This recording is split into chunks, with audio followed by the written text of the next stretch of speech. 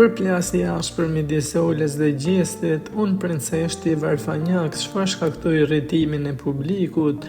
Tensionet midis Olës dhe Gjestit në Big Brother VIP Albania vazhdojnë të rriten. Në një debat të fundit duket se gjakrat janë nxehur tej baset, teksa kanë hedhur edhe kunja e pseudonime që nuk i kanë pëlqyer as publikut.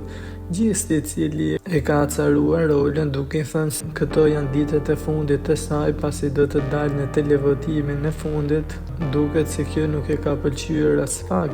Që prej hyrjes dyshja kanë kunja me njëri tjetrin, teksa Ola kujtojmë se i fshite cigaret, duke bërë që Gjesti ta kishte targetin kryesor, e duket se tashmë gjërat janë përkeqësuar, teksa Ola i ka thënë Gjestit se ndryshe nga ai jashtë shtëpisë jeton si princesh, duke quajtur atë Varfanjak. Por çfarë ndodhi? Gjesti u ndjej i prekur nga deklarata duke akuzuar Olën se po përqesh të varfrit, teksa reagoi, ç'të keqe ka nëse je i varfër, po i kesh të varfrit.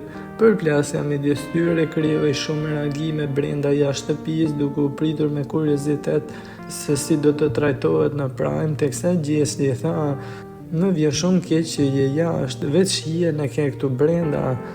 Teksa Ola ju përgjigj: "Unë këtu jam, të paktën unë jashtë jetën e kam si princesh, jo si puna jote, jo si ty si Varfanjak." Ishin fjalët e Olës, të cilët futen në debate dhe banor të tjerë, të cilët ju kundërvun duke i thënë të kërkonte falje për këtë situatë. E Ola pasi është shqetësuar disa orë, duket se ka menduar gënjeshtrën e saj, duke thënë se e kishte për varfëri në trunë dhe jo Varfanjak në kuptimin e parë. Mirë po Gjesti ka thënë se nuk t'i han këto fore askush, teksa ka deklaruar se këto janë orët e fundit të saj në shtëpi.